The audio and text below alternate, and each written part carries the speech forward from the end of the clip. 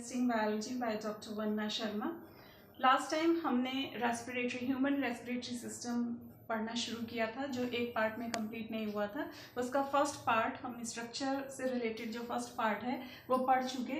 Human respiratory system को last time हमने इससे पहले वाली वीडियो में भी पढ़ा था कि उसको स्ट्रक्चरली दो मेन पार्ट में डिवाइड कर सकते हैं। First is conducting zone and second is respiratory zone. Conducting zone जो है वो केवल एयर को पैसेज प्रोवाइड करने वाला पार्ट था, जिसमें कि केवल वायु मार्ग को प्रदर्शित किया गया है, जिसके अंदर नॉस्ट्रल से एयर एंटर करती है और नेजल पाथ, फिर फेरिंग्स, लैरिंग्स और ट्रेकिया, जो यहाँ पर हमने इस डायग्राम में उस दिन समझा भी था कि नॉस्ट्रल से एंटर करते हुए और फेरिंग्स और लैरिंग्स और ट्रेकिया, और ये ट्रेकिया जो है थोरेसिक कैविटी में एंटर करता है और लंग्स के पास पहुंचकर वो right and left two parts में डिवाइड हो जाता है। ये पूरा पार्ट केवल ट्यूब लाइक पार्ट है जो एयर को पैसेज प्रोवाइड करता है, एयर को मार्ग बना देता है। इस पार्ट को हमने कंडक्टिंग जोन कहा था। सेकेंड पार्ट जो है, जो आज हम इस वीडियो में डिस्कस करने जा रहे हैं, दैट इज रेस्पिरेटरी जोन।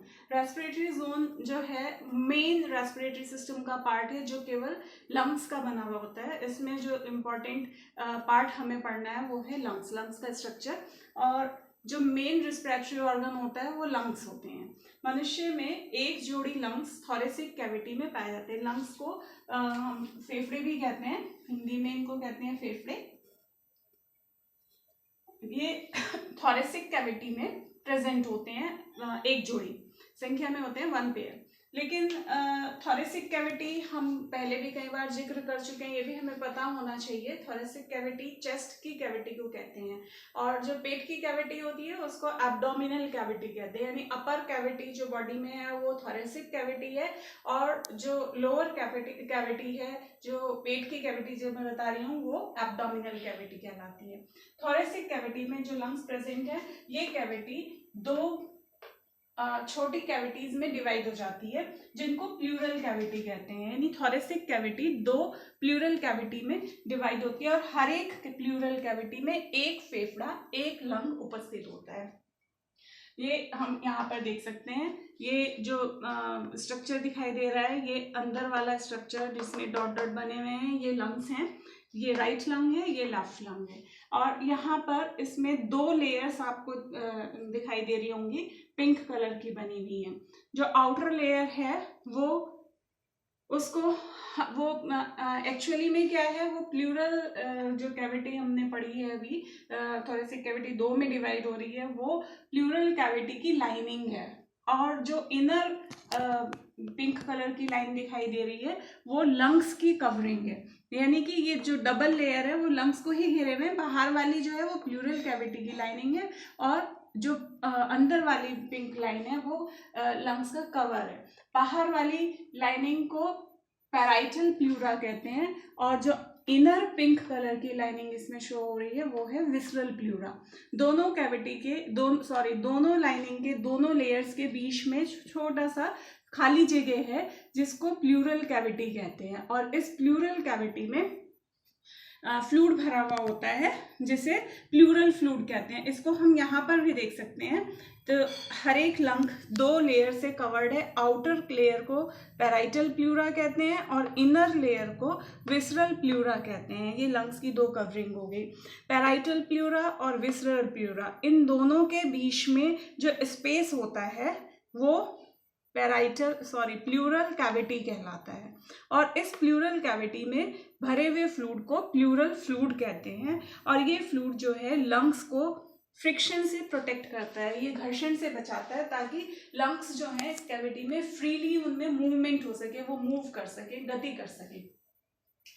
जो लंग्स हैं थोरेसिक कैविटी में ये बहुत डेलिकेट पार्ट होते हैं, तो इसलिए ये कुछ बोनी स्ट्रक्चर से चारों ओर से घिरे हुए होते हैं।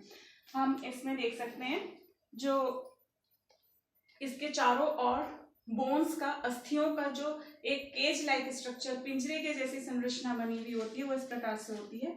जो इनके डॉर्सल साइड होती है, मनुष्य की डॉर्सल साइड उसकी बैक साइड होती है।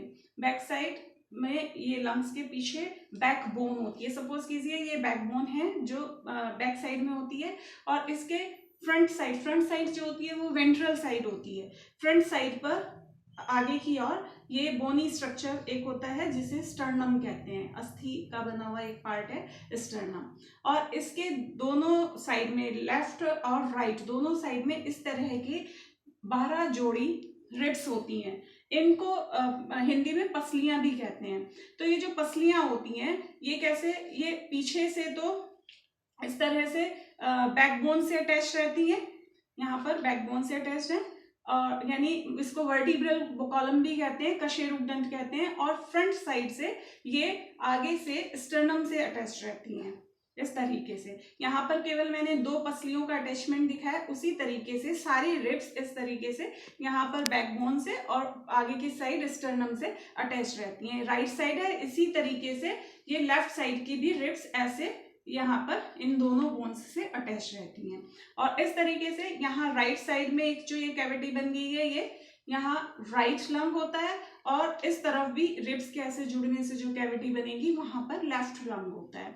दोनों लंग्स इन चारों ओर से इन बोन्स से प्रोटेक्टेड होते हैं, ये इसको पिंजरे की तरह से ढक के रखते हैं। इसी तरीके से लंग्स के बेस पर मस्कुलर सेप्टम होता है, जो इसका आधार भाग होता है वहां पर मस्कुलर सेप्टम होता है, जिसको डायफ्राम कहते हैं। डायफ्राम यहाँ पर नोट किया गया है, ये इसके बेस पर प्रेजेंट होता है, जो इसको एक तरीके से मूवमेंट में भी हेल्प करता है।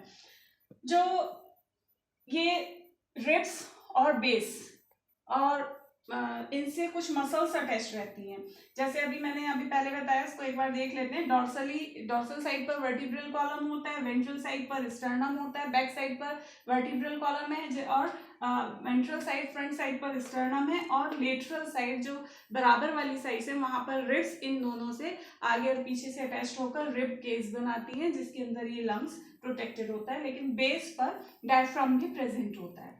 रिब्स से इंटरकोस्टल मसल्स अटैच रहती हैं। अब दोनों हर एक जो 2 रिब्स होती हैं उनके बीच में 2 पेयर इंटरकोस्टल मसल्स होती हैं। एक पेयर जो होती हैं वो एक्सटर्नल इंटरकोस्टल मसल्स, और एक पेयर इंटरनल इंटरकोस्टल मसल्स। इन मसल्स का और साथ ही ये जो मस्कुलर डायफ्राम है इनसे जुड़ी हुई रेडियल मसल्स का लंग्स के मूवमेंट में, थोरेसिक कैविटी और लंग्स के वॉल्यूम को कम और ज्यादा करने में इंपॉर्टेंट रोल होता है। इन मसल्स के कॉन्ट्रैक्शन और रिलैक्सेशन से ही, इन मसल्स के रिब्स की इंटरकोस्टल मसल्स और डायफ्राम की रेडियल मसल्स, इनके कॉन्ट्रैक्शन और रिलैक्सेशन से ही थोरेसिक कैविटी का वॉल्यूम बढ़ता और घटता है। जब ये कॉन्ट्रैक्ट होती हैं तो वॉल्यूम बढ़ जाता है और एयर एंटर करती है, लंग्स का वॉल्यूम बढ़ जाता है, और जब ये रिलैक्स होती हैं तो वॉल्यूम घटता है थोरेसिक कैविटी का, लंग्स का वॉल्यूम घटता है, और एयर जो होती है वो बाहर, जब हम सांस छोड़ते हैं, एक्सेलिंग करते हैं, तो वो बाहर आ जाती है। इस प्रकार से ये पूरी कवरिंग के साथ साथ इनसे जुड़ी हुई मसल्स जो है इनके मूवमेंट में भी हेल्प करती हैं। स्ट्रक्चरली जो लंग्स जो होते हैं वो यहाँ पर, जैसे हमने लास्ट टाइम डायग्राम में देखा था, यहाँ से लंग्स का स्ट्रक्चर स्टार्ट हो जाता है। इनकी लोकेशन तो हम पढ़ चुके, इनका चारों, इनका कौन कौन सा प्रोटेक्शन होता है, कौन सी मसल्स उनसे जुड़ी होती हैं, कैसे मूवमेंट होता है पढ़ा, लेकिन इनके अंदर क्या होता है ये हम एक बार देखते हैं। पहले जैसे हमने पढ़ा था कंडक्टिंग जोन में कि ट्रेकिया लेफ्ट और राइट दोनों साइड में एंटर करके दोनों तरफ के लंग्स में एंटर करती है, और फिर बहुत सारी ब्रांचेस में डिवाइड हो जाती है, जैसे bronchioles, primary bronchioles, secondary bronchioles, air ducts, air sacs, and last जो स्ट्रक्चर होता है दैट इज एल्वियोलाई, जो एयर चैम्बर भी कहलाते हैं। ये सारी ब्रांचेस, अलग अलग ब्रांचेस डिवाइड होकर लास्ट में छोटे छोटे से एयर चैम्बर्स होते हैं जिनमें ये ओपन होती हैं।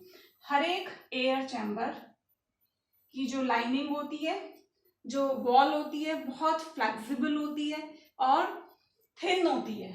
हर एक ये गोल एयर चैम्बर के चारों ओर महीन ब्लड कैपिलरीज का जाल होता है। इसको चारों ओर से छोटी छोटी बाल जैसी महीन रुधिर वाहिनियां इसको ढके रखती हैं। और यहाँ पर जो मेन जो एक्सचेंज जो रेस्पिरेशन का इंपॉर्टेंट पार्ट होता है, एक्सचेंज ऑफ गैसेस, वो लंग्स की इन एल्वियोलाई और ब्लड के बीच में गैसियस एक्सचेंज इस प्लेस पर होता है। ब्लड में प्रेजेंट जो CO2 है वो एल्वियोलाई में आ जाती है। एल्वियोलाई में जो एयर है उस एयर में प्रेजेंट ऑक्सीजन ब्लड में आ जाती है, ये गैसियस एक्सचेंज है। और यहाँ पर IV CO2 एक्सहेलिंग के थ्रू बाहर आ जाती है। ये एल्वियोलाई, इस लंग्स के इतने सारे छोटे छोटे एल्वियोलाई यहाँ पर प्रेजेंट होने का जो इस तरह का स्ट्रक्चर होता है वो इसकी गैसियस एक्सचेंज की सरफेस को बहुत ज़्यादा बढ़ा देता है। इनकी बनावट कुछ ऐसी होती है कि लगभग 2000 स्क्वायर फीट जो इसका जो वो है एरिया एक्सचेंज ऑफ गैसेस के लिए वो बढ़ जाता है। इसका सरफेस एरिया जो होता है वो 2000 स्क्वायर फीट के बराबर हो जाता है, जो कि गैसेस एक्सचेंज में इम्पॉर्टेंट रोल करता है। इसके साथ ही लंग्स, जो राइट लंग होता है और लेफ्ट लंग होता है, उसमें एक और इम्पॉर्टेंट डिफरेंस होता है। राइट साइड के लंग में इस तरीके के एक ऑब्लिक और एक हॉरिजॉन्टल 2 सेप्टम होते हैं और ये 3 लोब में डिवाइड होता है। जो राइट लंग होता है वो 3 लोब्स में डिवाइड होता है, जबकि लेफ्ट जो लंग होता है वो आप यहाँ पर देख रहे होंगे केवल एक ऑब्लिक फिशर होता है इसमें, और ये 2 पार्ट में डिवाइड होता है। इसमें 2 लोब्स होते हैं किसमें, लेफ्ट लंग में। राइट लंग में 3 लोब्स बाहर से दिखाई देते हैं और लेफ्ट में 2 लोब्स दिखाई देते हैं। ये लोब्स वास्तव में जो इनकी कवरिंग है वो इनके अंदर मतलब धंसे हुए होने की वजह से दिखाई देते हैं। इंटरनली राइट लंग जो होता है फर्दर बहुत सारे चैम्बर्स, 10 चैम्बर्स में 10 लोब्स में डिवाइड होता है, और जो लेफ्ट लंग होता है वो इंटरनली, जो बाहर से 2 में ही दिखाई दे रहा है, वो इंटरनली 8 लोब्स में डिवाइड होता है। और हर एक लोब जो है एक दूसरे से पूरा सेपरेटेड होता है। इस तरह से हमने पूरा स्ट्रक्चर पढ़ा लंग्स का। सबसे पहले इसको हम फिर से एक बार थोड़ा सा रिवाइज करते हैं, इसको हम कैसे एक्सप्लेन करें। इसको एक्सप्लेन करने के लिए आप इस पूरे पिक्चर का स्क्रीनशॉट ले लेना, अगर यहाँ पर क्लियरिटी हो तो, और अगर क्लियरिटी ना हो मैं इसकी लिंक डाल दूंगी। आप अगर रिक्वायरमेंट हो तो कमेंट बॉक्स में लिख सकते हैं। अभी आप केवल इसका अगर यहाँ से क्लोजअप देखते हुए इसको समराइज कीजिए धीरे धीरे से, तो आप पूरा स्ट्रक्चर एक्सप्लेन कर पाएंगे। जो रेस्पिरेटरी जोन है उसका मेन पार्ट्स होते हैं 1 पेयर लंग्स। लंग्स जो होते हैं वो थोरेसिक कैविटी में प्रेजेंट होते हैं। थोरेसिक कैविटी 2 कैविटी में डिवाइड हो जाती है, जिन्हें 2 प्लूरल कैविटी कहते हैं। हर एक प्लूरल कैविटी में एक लंग प्रेजेंट होता है। डॉर्सली लंग के चारों ओर क्या क्या प्रेजेंट होता है। डॉर्सल साइड पर वर्टिब्रल कॉलम, वेंट्रल साइड पर वर्टिब्रल कॉलम मीन्स कशेरुकदंड, वेंट्रल साइड पर स्टर्नम एक बोनी स्ट्रक्चर है, और लेटरल साइड पर रिब्स मतलब पसलियां। ये पसलियां जो 12 जोड़ी हैं इस तरह चारों ओर से इसको घेरे रखती है। बेस पर इसमें डायफ्राम होता है और पसलियों से इंटरकोस्टल मसल्स अटैच रहती हैं। ये मसल्स और डायफ्राम से जुड़ी हुई रेडियल मसल्स, ये इनका कॉन्ट्रिक्शन और रिलैक्सेशन लंग्स के वॉल्यूम को घटाने और बढ़ाने में हेल्प करता है, उसके वॉल्यूम को रेगुलेट करता है। हर एक लंग, फिर से यहाँ पर हम देखेंगे, लंग्स जो होते हैं दोनों लंग्स 2 लेयर से ढके हुए होते हैं। जो आउटर लेयर है वो parietal pleura, inner layer visceral pleura कहलाती है। दोनों लेयर्स के बीच में जो स्पेस है उसको प्लूरल कैविटी कहते हैं, और इस प्लूरल कैविटी में भरे हुए फ्लूइड को प्लूरल फ्लूइड कहते हैं। और ये फ्लूइड लंग्स के कॉन्ट्रिक्शन में उसको फ्रिक्शन से प्रोटेक्ट करता है, कॉन्ट्रिक्शन और रिलैक्सेशन में। इंटरनली इसमें ब्रोंकियाई, ये ब्रोंकस, ब्रोंक्यूल्स, प्राइमरी, सेकेंडरी, ये सब इनकी ब्रांचेज हैं, और लास्ट में ये एल्वियोलाई में आकर खुलता है। एल्वियोलाई जो होती हैं वो एयर चैम्बर्स हैं जिनके चारों ओर ब्लड कैपिलरीज का जाल होता है जहां गैसियस एक्सचेंज होता है। That's all about the respiratory system, human respiratory system. Thank you.